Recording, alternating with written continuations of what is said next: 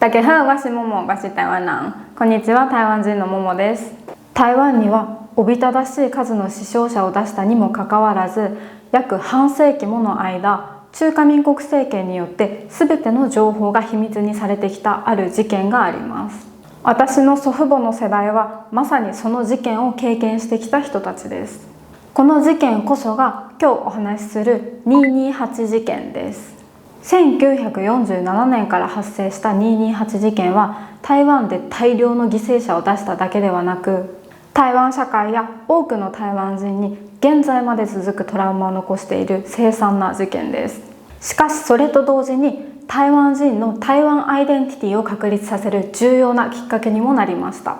228事件はよく戦前から台湾にいた台湾人と戦後中国から渡ってきた中華民国人、いわゆる外省人との間のトラブルであると強調されがちです。しかしこの事件の本質は民族同士の対立ではなく、中華民国政権という外来政権が台湾で大虐殺を行ったという点です。今日の動画ではまずはじめに228事件が起こった経緯について解説し、続いて事件発生後の台湾での様子や中華民国政権がこの時に取った卑劣な手段についてお話しします。そして最後にこの事件を理解するための重要な2つのポイントをお伝えします。今日お話しする228事件はその犠牲者の多さや規模の大きさに反して実は発生から約50年もの間台湾内で最大のタブーとされ、人々の間で語られることはなく、当然教科書に載ることもありませんでした。228事件についてよくある説明は、1947年2月27日に台北市であるタバコ売りの女性が取り締まりを受けた際に役人から殴打され、そこから民衆の怒りが爆発し、翌日の228事件につながったという言い方です。しかしこの説明では事件の全貌を理解することができないどころか、事件の元凶をうやむやにしてしまいます。ちなみに228事件を含め戦後の台湾を抑圧した勢力を表す際に、国民党、中国国民党、国民政府と政党を指す呼び方が一般的ですが、私たちのチャンネルではあえて中華民国政権と呼ぶようにしています。当時の中華民国が中国国民党による一党独裁だったのは間違いないのですが、国民党のみを糾弾し続けると、あたかも与党が他の政党に変われば問題が解決するような誤解を与えかねないからです。民進党など台湾の本土政党が与党になったところで、依然中華民国という中国の政権が台湾を不当支配していることに変わりはなく、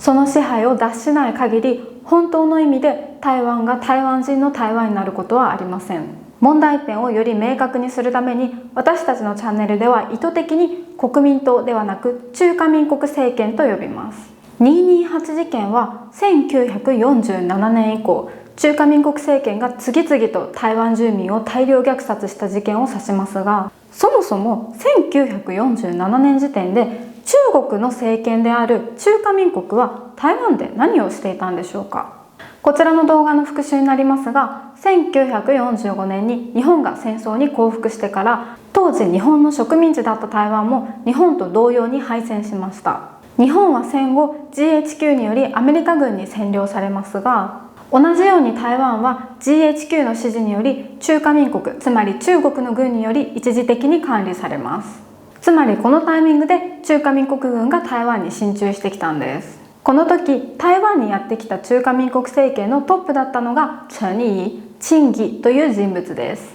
日本がアメリカに一時占領されたのは、戦争に敗れ焼け野原となった日本の再建をサポートするためであり、当然日本がアメリカのものになったわけではありません。しかしなんと台湾にやってきた中華民国軍はこの時点で台湾は自分たち中国のものになったという嘘を台湾人に告げ、本来主権のないはずの台湾に対してあたかも統治権があるかのように振る舞い始めます。戦前は日本の植民地として重要な仕事はほとんど日本人に独占されていた台湾人は、戦後の時点では中国人を自分たちの同胞、つまり同じ民族と考えており、中華民国政権を大いに歓迎しましたが、中華民国軍の素行の悪さは台湾人を大いに失望させる結果となりました。戦前日本人に独占されていた公務員などの重要な職は、今度は大部分が中華民国人、つまり中国人に占領されてしまいます。日本植民地時代、日本政府に奪われた台湾人の財産は本来台湾人に優先的に返却されるべきものでしたが、中華民国政権はこれも有無を言わさず横取りしてしまいます。他にも中華民国政権の汚職がひどく、組織としてとんでもなく腐敗していたことや、政策をすべて中華民国人に有利に働くように設定し、台湾人に差別待遇を行ったことなどにより、台湾人の不満はいよいよ頂点に達します。ここで一つ重要な観点があって、当時台湾人と中華民国人、つまり中国人は言葉が通じなかったという点です。以前こちらの動画でもお話ししましたが、今台湾で広く話されている中国語は、戦後中華民国政権が台湾に持ち込んで台湾人に話すことを強要した言語で、それ以前の台湾では各民族の母語、そして日本植民地時代には日本語も話されていました。戦後の台湾人と中華民国人は言語が全く異なったため、通訳を介さないと意思疎通ができない状態だったんです。いきなり違う言語を押し付けられると、当然いろんな不便が起きるのは想像に難くないと思いますが、その中でも特に大きく不利益を被ったのは台湾知識人たちでした。戦前の台湾のエリート層は、日本の旧帝大である台湾大学出身者やアメリカや日本なんかに留学経験のある人も多くいましたが、戦後中華民国政権が乗り込んできた体制下では、途端に中国語ができないことで今まで身につけた知識が水の泡になってしまいました。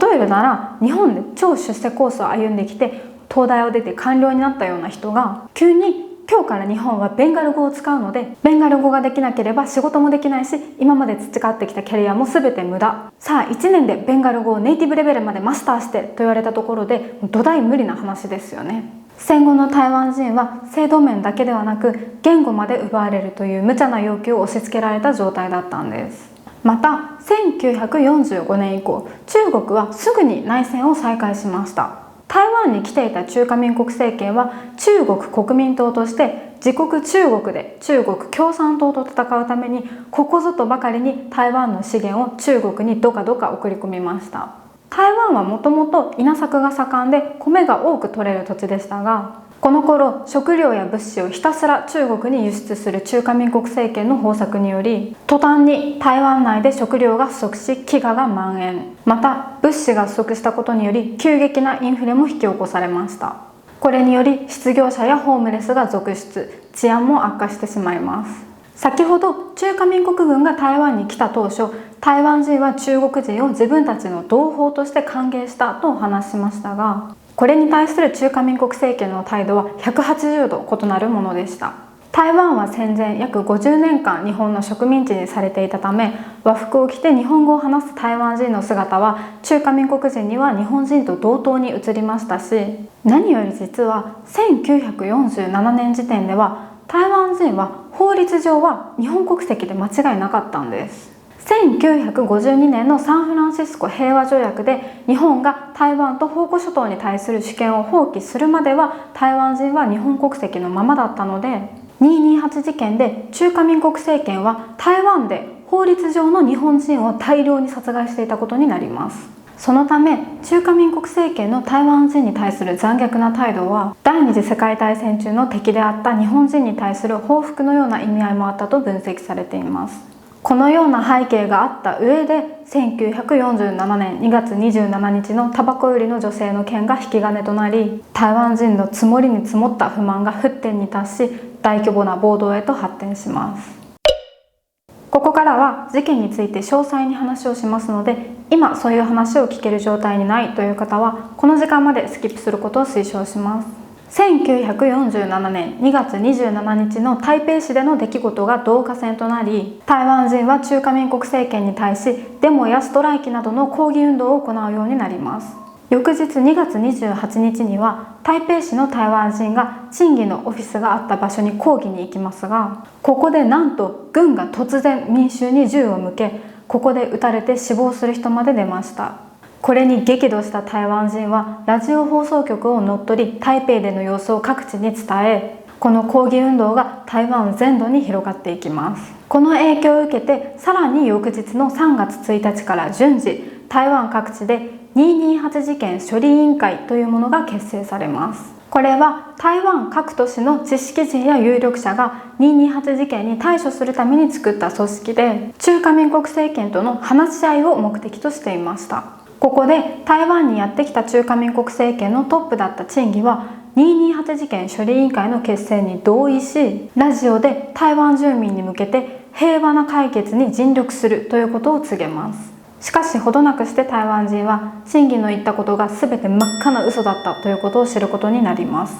事件処理委員会や学生による治安維持隊など、積極的に事態の収拾や政府との交渉を試みる台湾人の団結を後押しした陳義には実は裏の意図がありました。表向きは台湾人との平和な話し合いを請け負っておきながら、実は遅くとも3月2日の時点で当時まだ中国にいた蒋介石にこっそり電報を飛ばし、台湾人が反乱を起こしているためすぐに大勢の援軍を送ってくるよう要請していたんです。こんなこととはつゆ知らず、台湾人は約1週間の間、陳義をはじめとし中華民国政権が自分たちとの話し合いに応じてくれると信じきって委員会の中で要望をまとめたり、今後の台湾の方針を話し合ったりしていました。なんとも無邪気に中華民国政権との理性的な話し合いを夢見ていた台湾人ですが、その幻想は早くも数日で打ち砕かれることになります。一番先に中華民国軍による大規模な制圧があったのは台湾第2の都市高雄です。ここでは中華民国軍の高雄支部のトップ彭孟智が中国からの援軍が来るのを待ちきれずに、なんと先に台湾に駐屯していた軍によって台湾人に対する大虐殺を開始しました。3月6日午前、高雄の228事件処理委員会のメンバー7人が彭孟智との協議のために軍の施設へ向かいました。彭孟智は陳義と同様、最初は台湾人と話し合いをする風を演じていましたが、突然手のひらを返し交渉に応じなかったどころか、委員会のメンバーをその場で全員逮捕し、さらにこのうち数名はその後銃殺されてしまいます。またこの時役所では委員会のメンバーの帰りを待っていた議員や一般の台湾人が5、60名ほどいたのですが、この人たちのほとんどがこの日に奇襲してきた中華民国軍によって殺害されました。他にも中華民国軍は街中でも人がいさえすれば誰彼構わず殺害しました。高雄の高校を包囲して学生との攻防戦も行っており、実は高雄中学という高校ではこの時の弾丸の跡が今でも建物に残っています。また駅など人通りが多い場所を狙って銃の掃射を行ったり、中華民国軍人による強姦事件や強盗事件なども多発しました。高尾にある愛河、当時は高尾川という名前だった川は、証言者によると遺体が積み重なり川の水が血で赤く染まっていたそうです。彭孟智は陳義と同じで、表面上は台湾人と話し合いをする体を装っている最中、裏で軍を指揮し無差別殺人を繰り広げました。高尾のこの事件は36高尾事件と呼ばれ、228事件の中でも特に被害が甚大だった場所の一つです。そして3月8日、いよいよ陳義が手配した援軍が中国から台湾に到着しました。この時までほとんどの台湾人は陳義など中華民国政権が話し合いに応じてくれると信じきっていましたが、陳義はすでに複数回にわたり中国にいた蒋介石に援軍を要請しており、台湾人の反乱がひどすぎて手に負えないからとにかくたくさんの軍を送ってくれと電報を出していました。陳義はこの時台湾のラジオ放送で平和な話し合いに応じる、事件に関与した人や228事件処理委員会のメンバーの安全は保証すると言っていたにもかかわらず、実際は台湾人を皆殺しにする勢いで計画を進めていました。3月8日に台湾に到着した中華民国の軍隊は二手に分かれて、台湾の北は基隆、南は高尾から上陸します。台湾の北部に位置する港町の基隆は高尾と並んで重大な被害が出た都市の一つとなりました。3月8日に中華民国の軍が基隆の港に迫ってきた際、まずこの軍は港に上陸すらしていない状態で、船の上から港の上にいる一般人に対して銃の掃射を開始しました。ここでも後の証言で、港の水が瞬く間に血で真っ赤に染まったと述べられています。また捕らえられた人が複数人まとめられて、隣の人と手や足を有刺鉄線で貫通させられて港に整列させ銃殺されるという残虐な殺害方法も行われました。鉄線で複数人の手足を貫通させているため、端にいる1人2人を銃で撃ってその人が倒れれば、後の人は道連れになって海や川に倒れ込むという算段です。このような残虐な殺害方法が228事件では平然と行われていました。陳義がはじめ228事件処理委員会の結成に反対せず、むしろこれを後押ししたのは、ここで委員会の組織に加盟していた人に加入者名簿を作らせるため、援軍が到着してから反乱分子とされる人を逮捕したり射殺したりするのに便利だったためです。またこの228事件処理委員会などの組織に陳義などの中華民国側があえて送り込んだスパイメンバーがいたことも分かっています。228事件の犠牲者数について、中華民国政権による最初の発表では1860人、そしてその後3200人と公表されましたが、この数はあまりに少なく見積もられていることが後に批判されています。その後アメリカ領事館の発表では犠牲者2万人超え、1992年の行政の調査により1万8000から2万8000人の犠牲者がいたことが報告されています。228事件は台湾にいた中華民国政権が首謀となった事件で、皆さんご存知の通り台湾は現在も中華民国政権に不当支配されています。このことから228事件は事件として加害者への責任の追及などしかるべき処理が行われておらず、例えば高雄での大虐殺を指示したポモンチーは大量殺人の罪を問われることがなかったどころか、その後も中華民国政権の重要な役職を任され、1997年89歳まで長生きしました。今回は尺の関係で高雄と帰論を例に挙げましたが、228事件の被害はもちろんこれだけにとどまらず、都市部を中心に台湾全土に広がり、各地で多数の死傷者を出しました。より具体的な事例や詳細な事件の内容はまたの機会にお話しします。228事件をきっかけに多くの台湾人が逮捕・銃殺されたり失踪したりしました。また死傷者の中には一般の中華民国人も含まれています。この228事件を理解するためのポイントが大きく2つあります。1つ目は228事件は決して突発的に起きた民族の対立ではなく、台湾人の不満が積もりに積もった結果発生したものであり、中華民国政権はこれに対し計画的に台湾住民、特に台湾エリート層を狙って大量虐殺を行ったという点です。現在の台湾は多民族社会でさまざまな立場・考えの人がいることから、中には228事件を昔の悲しい事件でもう過ぎ去ったこととみなしたり、民族間の不必要ないさかいを生むからもう触れない方がいいと考えたりする人もいます。けれどもこの事件を台湾人と中華民国人との間の圧力であるとするのは、まさに中華民国政権が自らが事件の首謀者であるということを曖昧にするために流してきた言説と同じです。実際には一般の中華民国人が危険な目に遭わないようにかくまった台湾人も多くいたということは語られず、事件が起きた理由もタバコ売りの女性のみに焦点を当て、軍事的制圧を正当化する語られ方がされてきました。2つ目はこの事件がきっかけで台湾人の台湾アイデンティティが芽生えたということです。228事件は台湾の支配者が日本から中華民国政権に変わるという大きな変化の時代の最中に起きました。このような混沌とした時代に罪のない多くの人々が異常な殺され方をするのを目の当たりにしたことで目が覚め、戦前や終戦直後、自分たちのことを中国人だと思い込んでいた台湾人の意識が変わり、自分たちは台湾人である、台湾は台湾人のものであるという考えが生まれました。